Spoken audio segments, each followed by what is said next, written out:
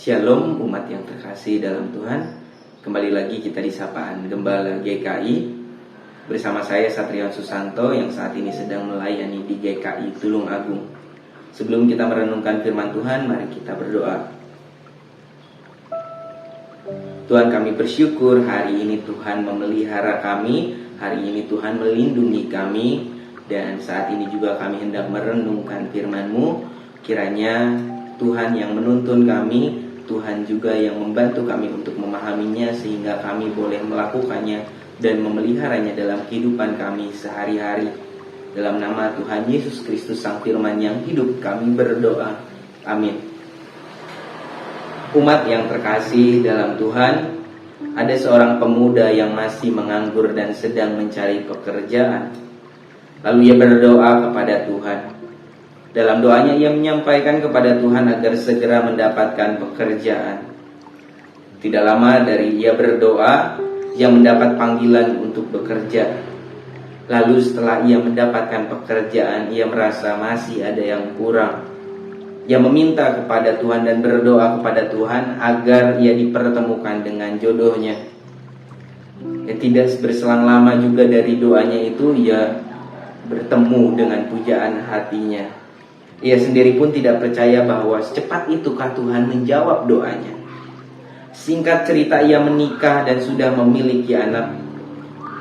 Karena ia sudah merasa cukup dengan apa yang Tuhan berikan kepadanya, ia juga mencukupkan diri untuk meminta kepada Tuhan dan berdoa kepada Tuhan. Setelah itu kejadian yang tak terduga menghampirinya. Ia harus kena PHK dan ia kebingungan mencari cara untuk memenuhi kebutuhan keluarganya. Lalu ia berdoa kembali kepada Tuhan, tetapi ia tak kunjung mendapat panggilan, ia tak kunjung mendapat jawaban. Berbeda ketika ia berdoa pertama kali kepada Tuhan, ia meminta pekerjaan, ia langsung mendapatkannya. Tetapi di tengah keterdesakan, ia kembali meminta kepada Tuhan, tetapi ia tak kunjung mendapat panggilan dan jawaban.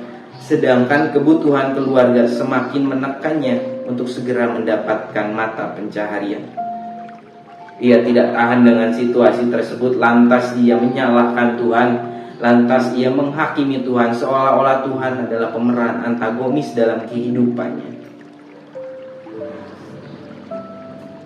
Umat yang terkasih dalam Tuhan, seringkali kita pun sebagai manusia lupa dengan kebaikan yang telah Tuhan berikan dan kita terima. Sedangkan ketika kita berada di tengah pergumulan, di tengah masalah, yang kita cari dan persalahkan pertama kali adalah Tuhan. Kita menghakimi Tuhan, kita menyalahkan Tuhan atas apa yang kita alami, atas penderitaan yang kita rasakan. Dalam Ayub 2 ayat 10, Ayub pernah berkata demikian di tengah penderitaan dan pergumulan yang terjadi dalam kehidupannya. Apakah kita mau menerima yang baik dari Allah tetapi tidak mau menerima yang buruk? Masa sih kita hanya terima senangnya saja, tetapi ketika kita berada di tengah musibah, kita marah kepada Dia yang telah memberikan segala yang terbaik bagi kita? Masa sih ketika kita berada di tengah penderitaan, kita menyalahkan Dia yang selalu mempersiapkan yang terbaik untuk kita? Dan demikianlah juga kita belajar dari sosok Ayub yang mau berserah dan tetap percaya kepada Tuhan dalam segala kondisi dan situasi. Ayub 1 ayat 21 sampai 22 juga berkata demikian, dengan telanjang aku keluar dari kandungan ibuku, dengan telanjang juga aku kembali ke dalamnya. Tuhan yang memberi, Tuhan yang mengambil, terpujilah nama Tuhan. Dalam kesemuanya itu Ayub tidak berbuat dosa dan tidak menuduh Allah berbuat yang kurang patut. Umat yang terkasih dalam Tuhan, oleh karena itu jadilah pribadi yang setia dalam segala situasi dan kondisi, dan tetap percaya kepada Tuhan sekalipun penderitaan melawat kita. Percayalah dan yakinlah bahwa Tuhan akan memberikan kekuatan kepada kita. Amin. Mari kita berdoa.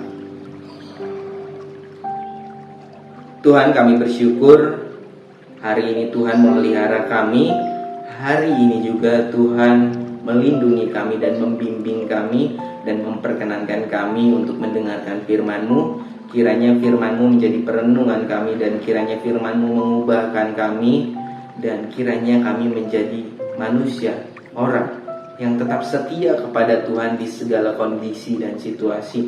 Dan kiranya juga kami boleh terus percaya kepada Tuhan. Ampuni kami yang seringkali ketika kami di tengah penderitaan kami menyalahkan Tuhan. Kami merasa bahwa Tuhan tidak terlibat dalam kehidupan kami.